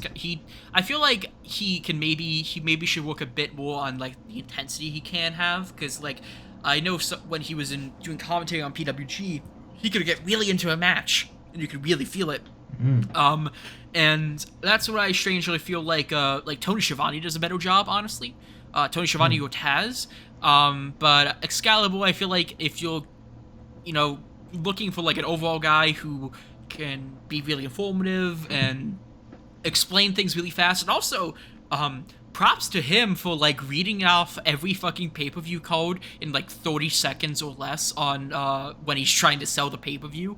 Like legitimately, he's a quick talker. It's really impressive. So I think he's really great. He's him and Tony Schiavone. Tony Schiavone and Taz are my ideal AEW trio. So now we get to best matches. Best match. There were a lot of ones that I considered, mostly from AEW. Both Texas Death matches were great. I think the first one was a lot better, but that one with Swerve was, holy shit, man. That was, amazing. The women's triple threat match, which, I thought was pretty good. The Mania triple threat, Damian Priest versus Bad Bunny. Credit to Bad Bunny for still being able to actually carry a match. Royal Rumble, the 2 out of 3 Falls match for the TNT title at Wrestle Dream, and then also the tag team titles match that between Juice Robinson, Jay White, and FTR. Bryan Danielson versus Zack Sabre Jr., Athena versus Willow, but I had to give it to another tie. Both AEW, in fact, actually both this and my worst match ones were ties. The Iron Man match for AEW title at Revolution, and Bryan Danielson versus Kazuchika Okada. Both great matches. I think that's MJF's best match. It's great on a technical standpoint. It's great on a storytelling standpoint. I love the finish, especially to the Revolution match. Where it was Bryan legitimately thinking that he won the title, but only for like MJF just be like, no, fuck you, and decks him in the back. Like, that was legitimately great. And then also, I love it when Bryan's also playing a heel, because you can get really cool with it, and be the kind of person that's like, oh, he went that way, because if you remember in the Okada match, he had that fake seizure, and then just used that to possum attack Okada. It's like, that's cool, I like that. So, those both Bryan Danielson matches, Yeah. I personally, though, gave it to Omega Ospreay from Forbidden Door. I really just liked the back and forth and the interesting things that kind of happened with Callus and the Screwdriver and just the that different Tiger moves. That Tiger Driver. People were really mad about that. People were so pissed at it. They're fine, guys. They're fine. It's fine. They fucking get dropped on their back for a living. Of course it's gonna hurt a bit more than usual, but like, They know what they're doing. They're professionals, for fuck's sake. Like, that's the thing, is if you do a move correctly, nobody gets mad when people do pile drivers. You know why? Because everybody knows how to do a fucking pile driver. I will say my favorite part of that match was the entrances, especially because they were fucking awesome, and because the whole thing with Will Ospreay versus Kenny Omega, it's just a dick measuring contest when you get down to it. It's really just I am better than you, motherfucker. I thought that was that was conveyed well in that match, honestly. So yeah, no, who do you think is king of the Gaijins? Like all time or like now? Like right now. Who's like the king of the Gaijins right now?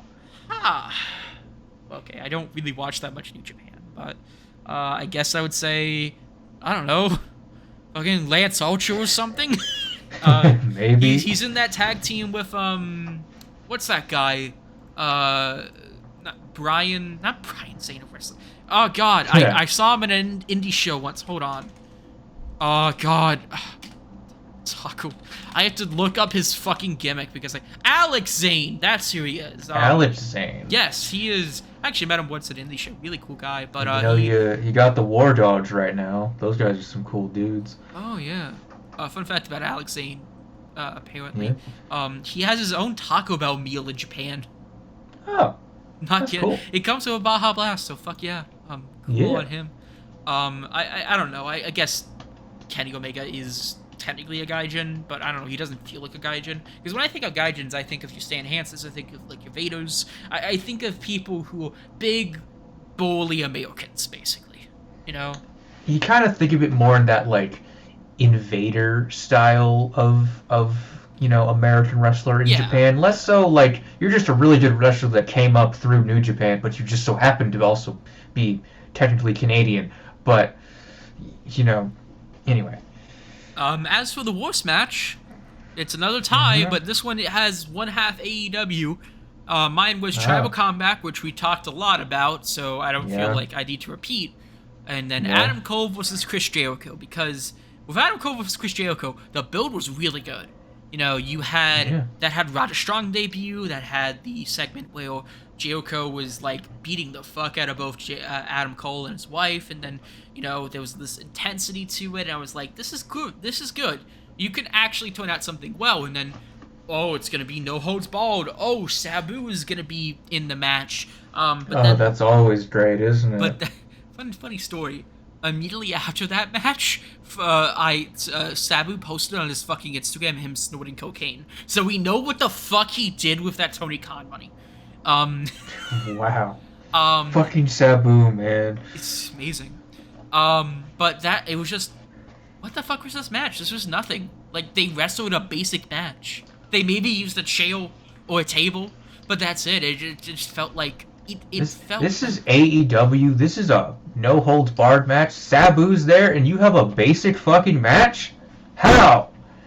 And it's like, referee stoppage, whatever. It's not referee stoppage and a no holds barred. Fuck you. Was it actually? It's like Hell in a Cell. I actually gotta double check. I'm pretty sure that it did a referee stoppage. Hold on, because it had. I kind of wiped that because of how bad it was. I fucking wiped how bad it was out of my memory. Okay, it was an unsanctioned match. Fucking tell me. Okay, no, it was. Yeah, it was.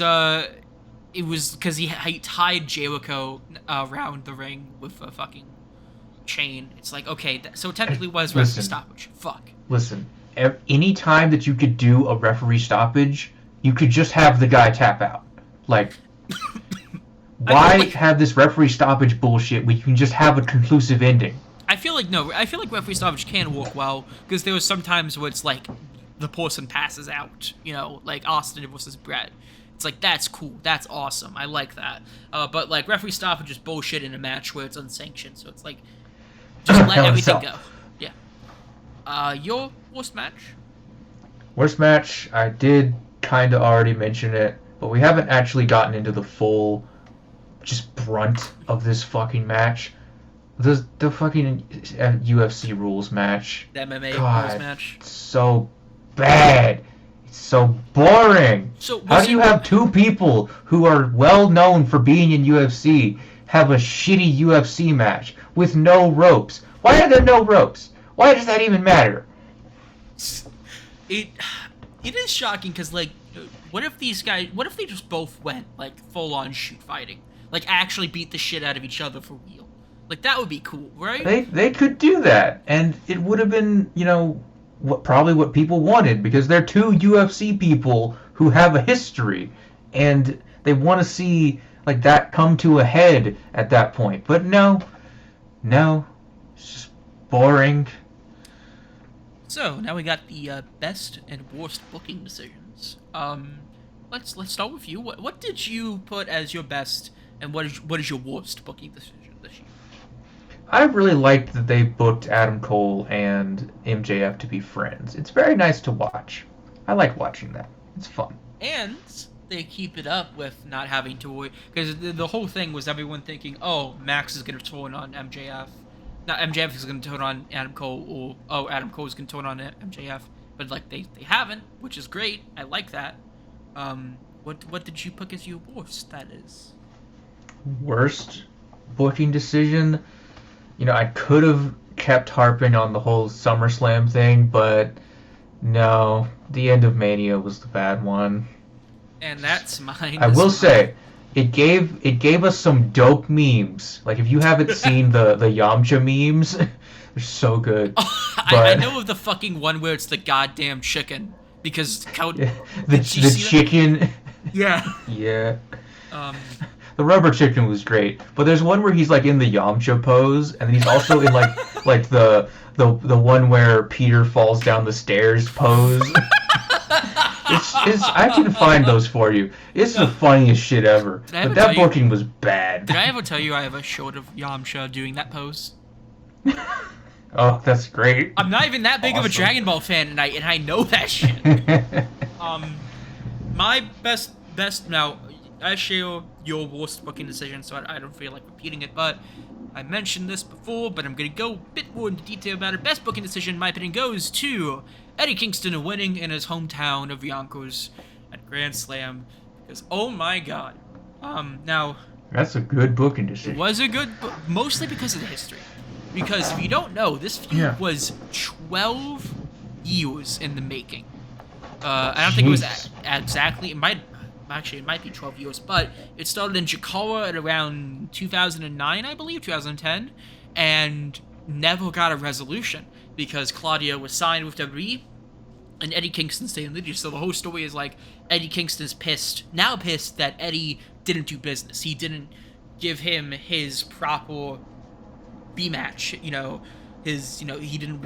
get the chance to, fight for Claudio's respect because Claudio is like, he's the top guy. He's, well, not top guy, but he's like respected. He's, Ring of Honor champion. He's somebody who, I think Claudio mentioned this once, he's somebody who Eddie's parents wishes that their son was more like. And like, I love that, like, having Eddie be like, fuck you, no, I am better than you, because unlike you, I didn't fucking leave, for money and shit.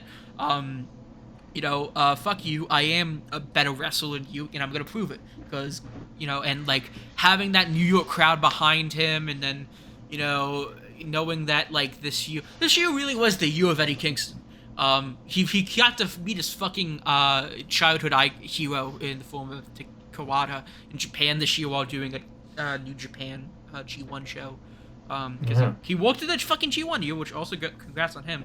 But having him win it in front of his family, win it in front of a great crowd, it's like, that's amazing. That's good shit. That's what I want to see in AEW, do more shit like that. That's yeah. good. That's good. Now we get to the gimmicks of this year. I put as my best gimmick, because I genuinely loved it so much, Timeless Toni Storm. Toni Storm this year has she's been in a weird place because you have a situation where the first year she was with the Outcast and it was just bleh, just kind of shit. And then she was just kind of floating around there, and it's like, okay, when is she going to lose her title, or like when whatever. But then she had this Timeless Toni Storm gimmick, and it is my favorite fucking thing.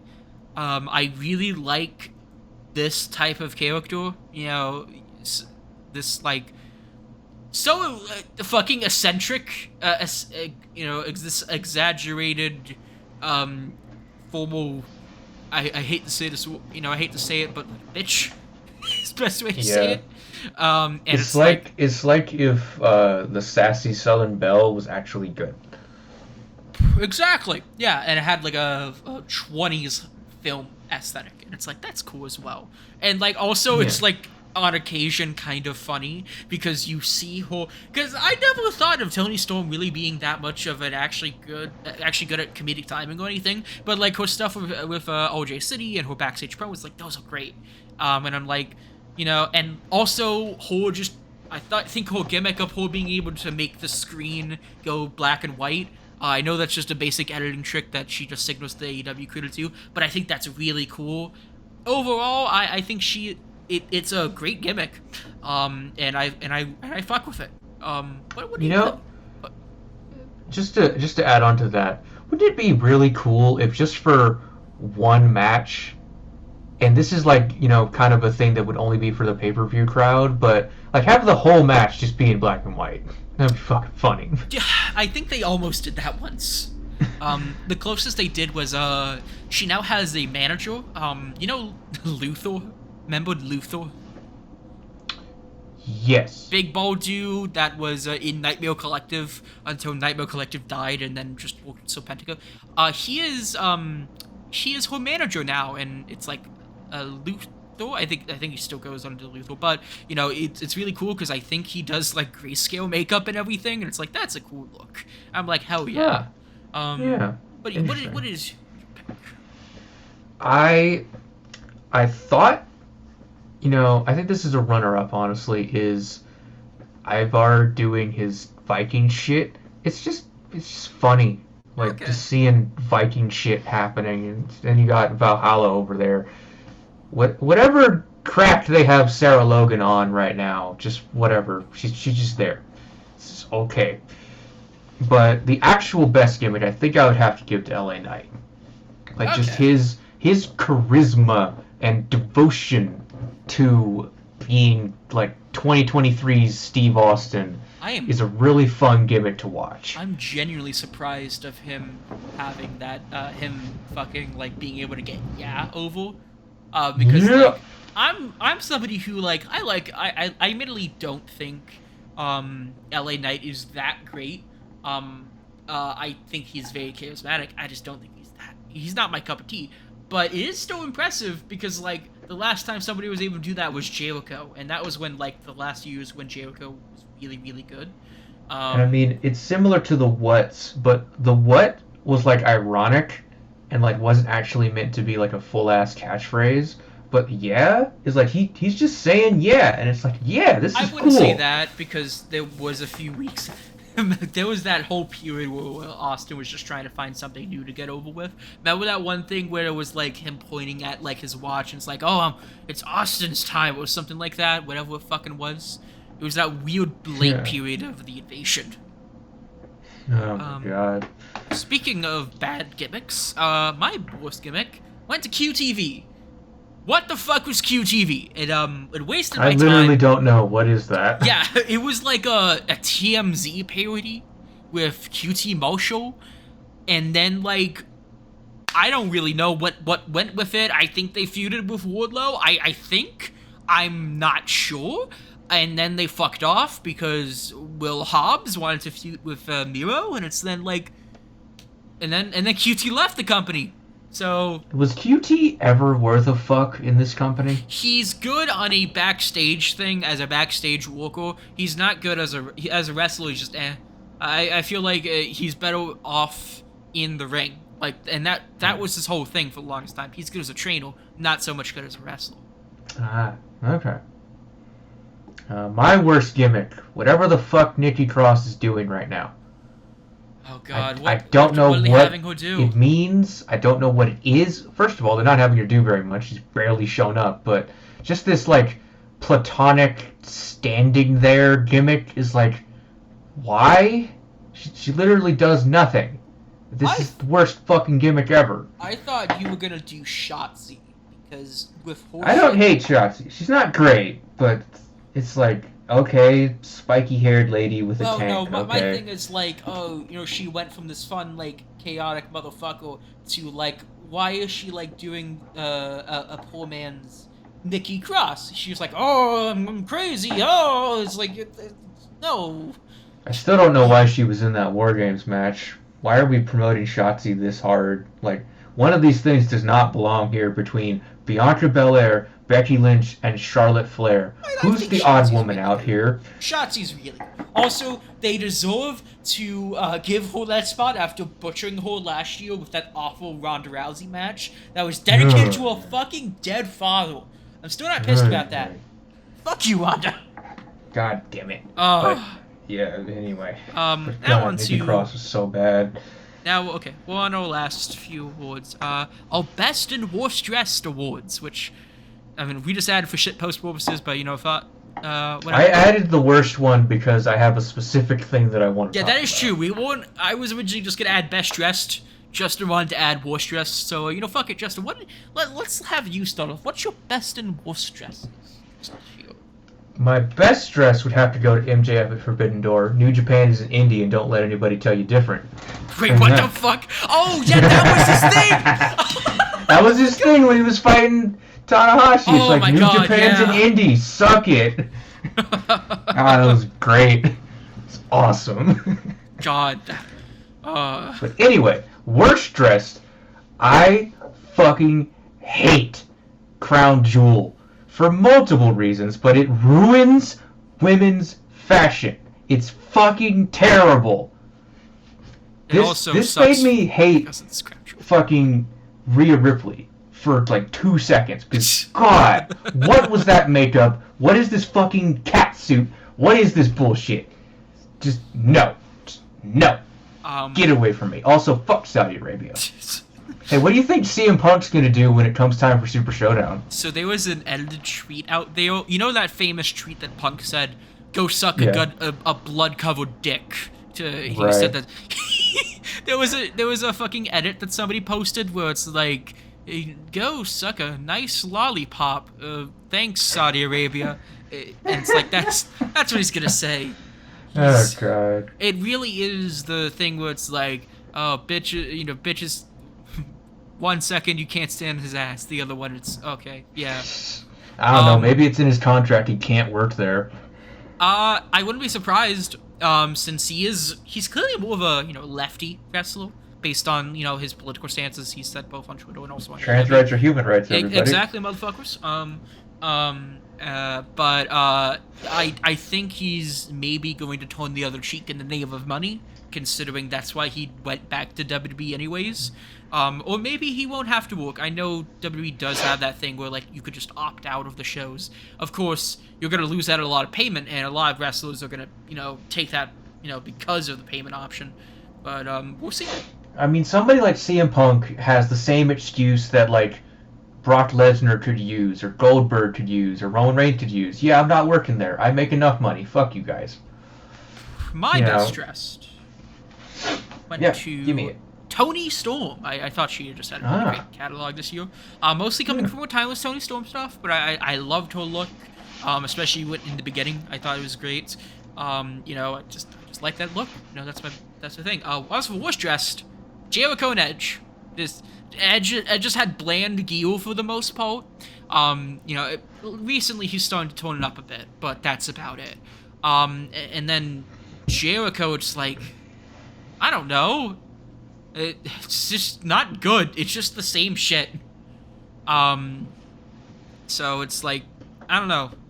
They just had bland clothing more or less.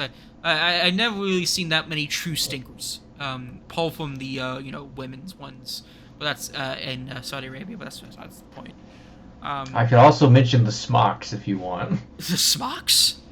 It's just a big shirt. Like, they just have to wear big shirts for no reason. Yeah. So now we get to now we come to the last one. The most prestigious award at the, I shit you not, we will actually call it the Award Awards, is the Golden Russo. Now, the Golden Russo is named after the one and great Vince Russo, and basically, it's whatever we think is the most batshit thing that happened this year. I'm gonna go first because I feel like ranting about this shit, and it's insane. So, my Golden Russo goes to CM motherfucking Pepsi Phil. Goddamn, go suck a blood-covered cock, and, couldn't manage a fucking target. Punk. Holy shit. This man he is the wrestler. It has been a year. In 1 year, Pepsi Phil over here has returned to AEW after getting into a big fight with people. Made an entire show separate from him while still being paid money and everything. Then, did a whole bunch of fucking killer matches. Really, objectively, seriously so good. And then leave the company after failing to, fucking win. After fucking getting into a fight with fucking Jungle Boy. And, then getting fired, and then returning to WWE after saying for years that you will not fucking do it. And then, it's holy shit, man. I love CM Punk. Legitimately, that is insane to me.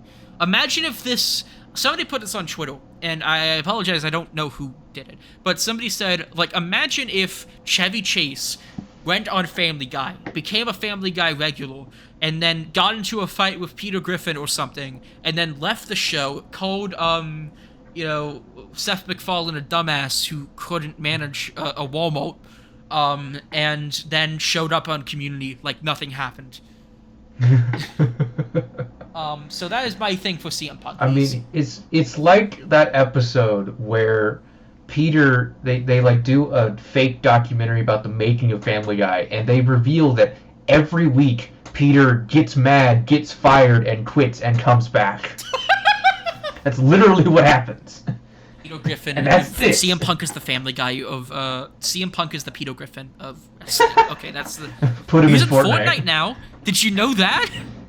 Yeah, put CM Punk in Fortnite, I dare you. Put CM Punk in well, they already have Peter Griffin, so we don't. Hey, The Rock's in there, come on. Rock, John Cena, Bianca Belair, they got everyone. Really? Yeah, Bianca Belair's in the game. Huh. When SummerSlam was making the rounds, I think they had a few different people.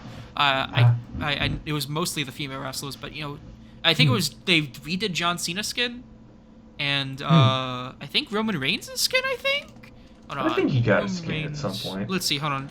I'm now curious because I'm trying to remember what it was. Okay, it was Becky Lynch. It was Becky Lynch, Bianca Belair. I'm pretty sure Roman Reigns. I know John Cena. Oh, it was The Rock, The Undertaker. Wait, no, this is a fake one. I clicked on a Reddit thing for a second. Logan Paul, technically, I believe. So that's great, I guess. Yeah, they had a few ones. Remember when KSI showed up at WrestleMania? Oh my god, that was this year. Yeah. What is your pick for the... My pick is not nearly as extravagant, but I just think it's amazingly crazy that TNA is fucking back. Yeah, they are no longer Impact Wrestling. They are TNA. And that moment with Scott D'Amore in the middle of the ring was just... wow. We're back. We're fucking back. Yeah, that's I can see that. That's actually that's actually a really good moment now you mentioned that. I'm also just very excited for TNA returning. That too. Yeah. So I think I actually will try to give a damn about it and try. And I wanted to give them the Golden Russo because there needs to be a Russo there. Here's the thing. Yeah, you know how TNA lost their fucking deal, right? I know. I'm just waiting. If that ever happens, I'm waiting for that to happen again. Just give it time somehow. If not, it will happen. Well, no, it happened with TNA, not TNA, NWA. Did you know what happened with them? What happened? So NWA were going to actually air on CW. They struck a deal with them to air on CW markets.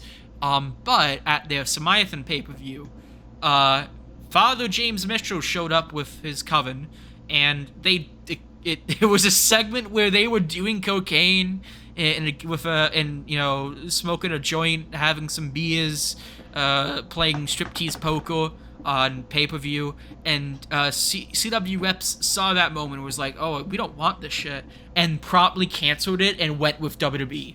I'm not kidding. God. This happened on an NWA show? Yes, the it happened on fucking old NWA. men of wrestling has Yes. fucking James Mitchell doing cocaine? Like, what the fuck? Okay, admittedly, this is the same company. This is the same company that booked fucking Tyrus. I don't think you can really expect anything. It's always bottom of the barrel. I mean, yeah, it's... You want to talk about indies, let's talk about how indie that is. Oh god. Well, they're technically, really, it's because it's technically a separate company. It's not actually like the NWA of old. It's really just, a company that has the TNA name and the legacy. Right. But that was this year in wrestling, and that was a really fun look back, you know. Yeah. Any particular hopes for next year? Any particular predictions? Who do you think is going to be on top? Who do you think is what company is going to be leading the charge? Do you think what do you think is going to happen? Basically? I'm hopeful to keep seeing AEW figure out how to right some of the wrongs and steer the ship towards a long-running longevity that really continues to push product in a good way. And I want to keep seeing WWE start to rise just completely out of its doldrum that has plagued it for the last 15 years. Pretty much, yeah. It's really starting to feel like wrestling is on the uptick, and now with even smaller shows getting that chance to really showcase a lot of great wrestling is amazing. And for me, LA Knight at WrestleMania 40? Come on. In the WrestleMania Battle Royale, you mean? God damn it.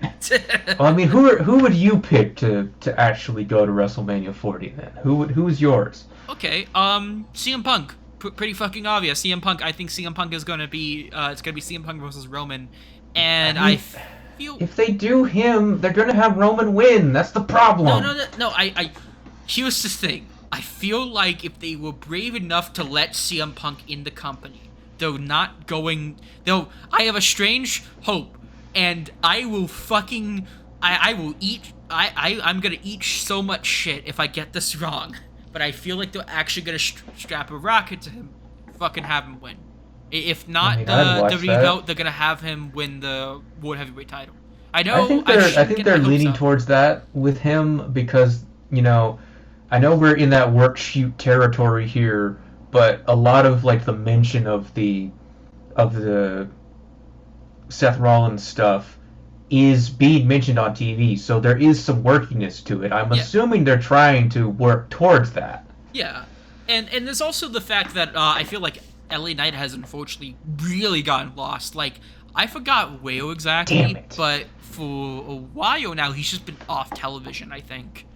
I'm pretty sure it was directly after Crown Jewel is the problem. Yeah, Crown Jewel killed him, and that's fucking annoying. Yeah. And that's going to be the whole point, is rebuilding him back up from that loss, because in WWE's eyes, it's like, well, he already lost to Roman, and so long as Roman has the belt, is he really going to have that, Was that the end-all, be-all for LA Knight's push? That? Losing to Roman Reigns at Crown Jewel? Are you kidding me? Well, and also getting a Slim Jim sponsorship, isn't that better? Isn't that better than being fucking champion? Don't you want a Slim Jim deal?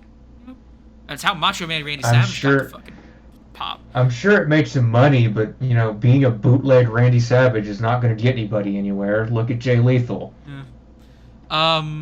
I think, like I said, CM Punk is really going to be on top. I feel like, this is something I found out today. Ken fucking Shamrock is going to be back in WWE, apparently. He just signed a deal, apparently. I think he's gonna just probably go into Hall of Fame. That means, but he might Probably, show up. I don't know. If we somehow get CM Punk versus Ken Shamrock, I'm going to fucking lose it. That would be cool. I feel like TNA is gonna make a significant attempt to get back on the map. I feel like Martinez is gonna go to AEW. I feel like, I think we're gonna start to really get a new era of wrestling starting in 24. I don't really have a lot of big predictions because I've learned after my CM Punk thing to never predict wrestling when it comes to that kind of stuff. Because if you so when I heard of Justin telling me that, I wasn't watching the pay-per-view, I was out with friends, and so I texted Justin immediately afterwards and he said she's back, and I lost my shit. I was in the middle of like half watching the pay-per-view and talking with another person on like a Discord call, and like that fucking copyright thing that everybody loves mentioning came up. I'm like, well, Randy's here, we're done. Wait a minute. Cult of personality. Fuck. Oh my god. Anyway. That was, but I'm hopeful for 2024. I feel like we can do really well. And you know what? Yeah. If we get more people into wrestling this way, fuck it, whatever. I'm already excited because I'm gonna be going to 2 AEW shows this year, actually. By this year, I mean 2020. There's a show coming to Charlotte, and Revolution apparently is gonna be in Greensboro, which is only like a 2-hour drive from where I live. So I'm gonna see Sting retire, which is great. Must be lucky living in a hotbed of wrestling. I'm stuck in fucking Colorado and nobody ever fucking comes here. No, don't feel too great because we only have like one show a year typically with AEW. It's always one show a year, and then like you have on occasion some indies, but even then most usually do like I think like South Carolina. Honestly, I don't see a lot of indies. If it's that, it's where does DPW run? I think DPW runs in fucking. God. I gotta fucking. Where did they do Canada Classic this year? Because that's like the only really indie I pay attention to, even remotely. Durham. They do shows in Durham. And I like think the only show that came to like Colorado that was like big was the SmackDown where The Rock came back for a little bit. Oh yeah. Because that was in Denver. Well, I think this is about time we sign off. What were your picks for this year? Tell us in the comments. Yeah, tell us all. I don't know. There's a few of you at least in here who will give a shit enough to tell. If you had any match recommendations, you can always share that shit. If you had any if you disagreed or agreed with our opinion, you thought I was a little bitch for going too much into CM Punk, go ahead, do that. Whatever. We will see you next year. Well, maybe we'll make an episode. I don't know. We only do like 3 episodes if you're lucky a year. I think we only did 2 this year. No, we did the XPW stuff I think as well. So it's whatever. I'm Jacob. I'm Justin. And we just talked about wrestling in the year 2023.